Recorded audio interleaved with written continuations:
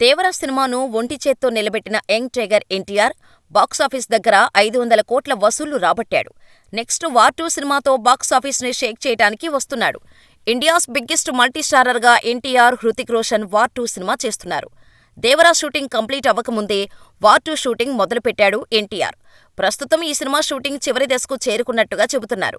Latest షెడ్యూల్లో ఎన్టీఆర్ పై solo ఎపిసోడ్స్తో పాటు హృతిక్ రోషన్లపై కొన్ని కీలకమైన సన్నివేశాలు చిత్రీకరించారు. అయినా కూడా ఎన్టీఆర్కు సంబంధించిన షూటింగ్ పార్ట్ అనుకున్న సమయానికి కంప్లీట్ అయ్యేలా లేదని బీటోన్ వర్గాల సమాచారం. దీంతో వార్ 2 మేకర్స్కి టైగర్ టార్గెట్ ఇచ్చినట్టుగా తెలుస్తోంది. ఎట్టి పరిస్థితుల్లోనూ తన పార్ట్ షూటింగ్ని జనవరి వరకు పూర్తి చేయాలని మేకర్స్తో చెప్పినట్టుగా సమాచారం.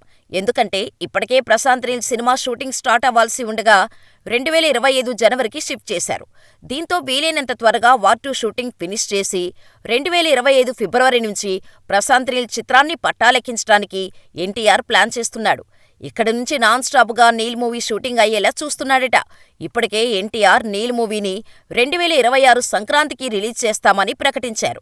2026 జనవరి 9న ఎన్టీఆర్ నీల్ సినిమా రిలీజ్ అవ్వాలంటే వీలైనంత త్వరగా షూటింగ్ మొదలుపెట్టి పరుగులు పెట్టించాలి.